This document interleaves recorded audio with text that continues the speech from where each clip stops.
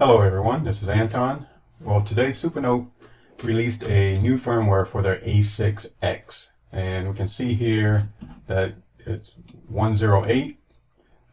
They're actually not showing the previous update that they had, which is 087, I believe. So what's new in this release? Let me see. They added an email service.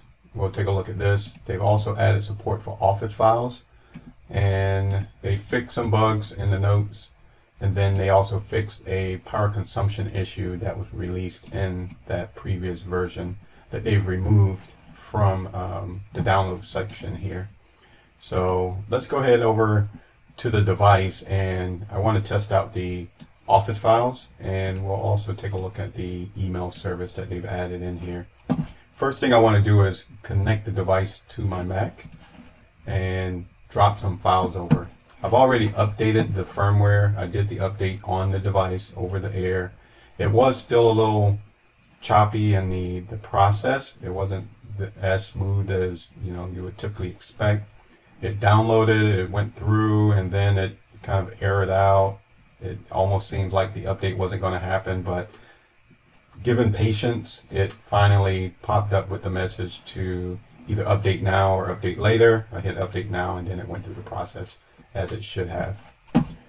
So with the device plugged in, we can see here I do have some files where I've tested the doc file support in a previous video, or maybe I just tested it and then commented it in the YouTube comments where someone was asking whether this worked or not. And what I saw or did not see on the device was when I copied the file over, it's obvious the file is on the device in the document folder, but it would not show up in the list of documents when you were looking on the device. You can only see PDFs and EPUB. So today I wanted to keep this doc file there, and also I added an Excel file, and I added a PowerPoint file, being that it says that they've added Office files viewing functionality. They're not really saying which Office files or what the file extensions are that they're supporting here.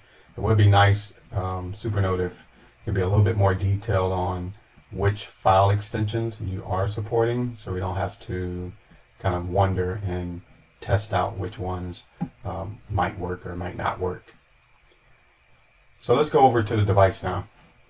Okay, so now I'm on the device. Let's go ahead and take a look at some of the new things that we have available to us here. I'm going to go ahead and swipe to get the menu here on the side. Right off the bat, we can see that there's now a mailbox here that's available for the new mail feature that they've added.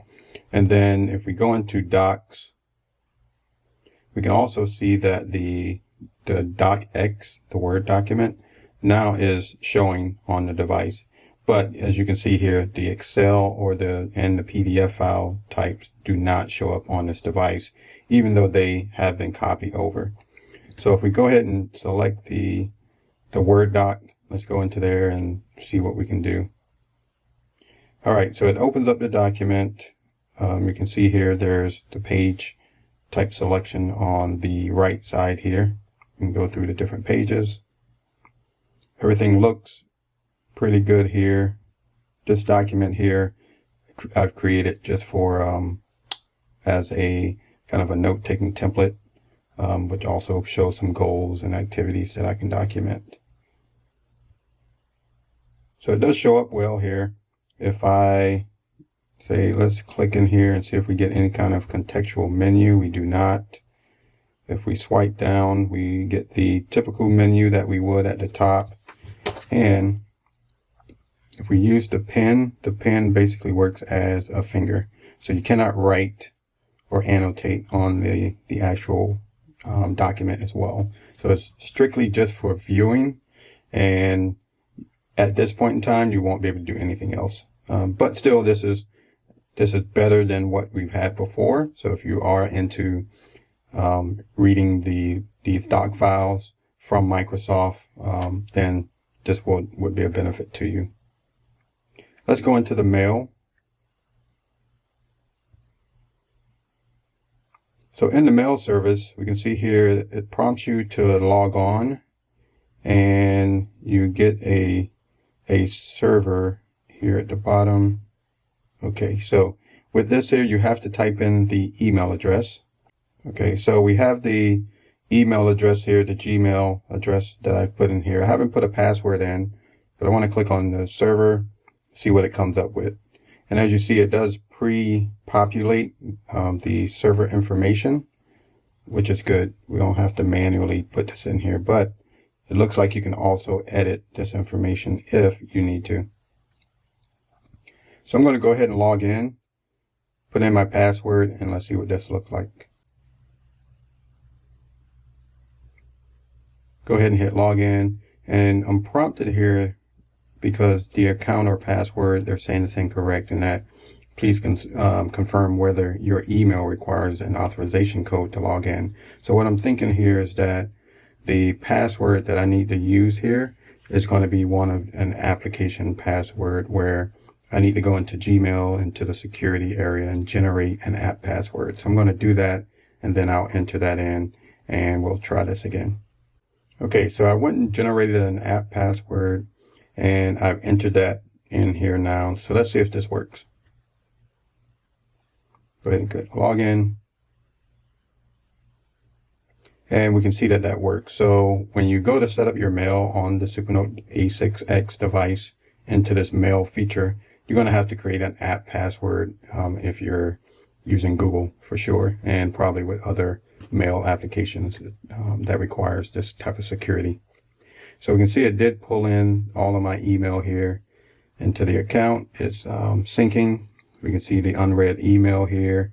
You can compose an email. You can put the receiver in here. You can CC people, subject. Looks like you can also attach documents. So I can come in here and just pick one of these documents. So it does attaches that to the email. I can also handwrite. Send some handwriting. And what I'm going to do is I'll email this to myself so I can get a sense of what gets sent over. Go ahead and add subject. And then I'll go ahead and hit send on this here.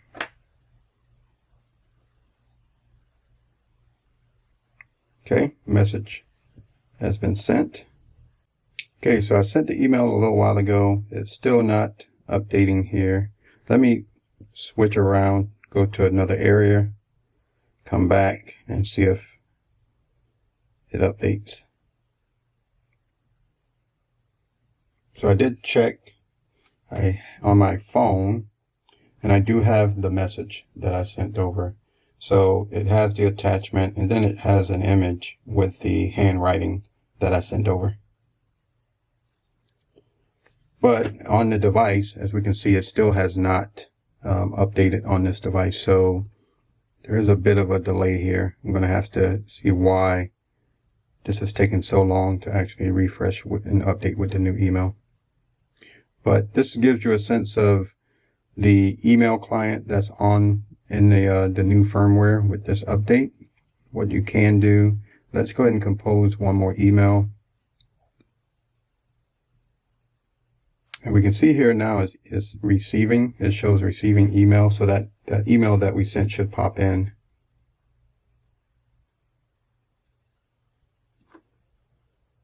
It is a bit on the slow side here, so I'm not going to wait for it. It's going to compose. And when we're in compose, I did notice here that you can do the handwriting input. You can do a keyboard. With the handwriting, you can also set templates or backgrounds as well for your handwriting. And we can see the line, the grid as well. All right, so now that we come back here, we can see that email that I sent to myself is now here. It's loaded, and we can see the handwriting is there.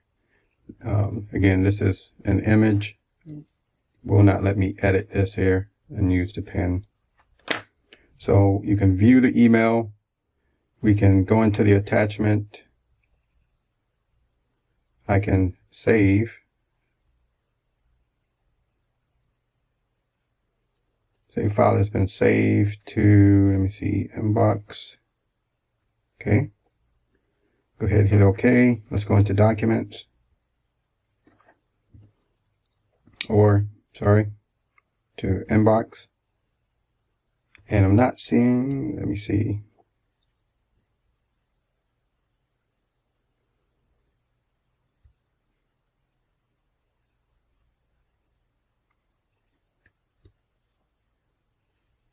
And now we see the attachment, the PDF that I downloaded is here in the file system. I can go ahead and open it and I can view the file.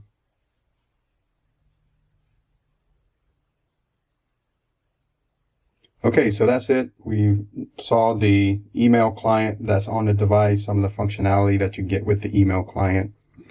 We also saw what's supported from an Office files standpoint, which is really just the Word docs, and it's only for viewing. You cannot edit. If you found this video helpful in any way, please like and subscribe to the channel. My name is Anton. Have a good day.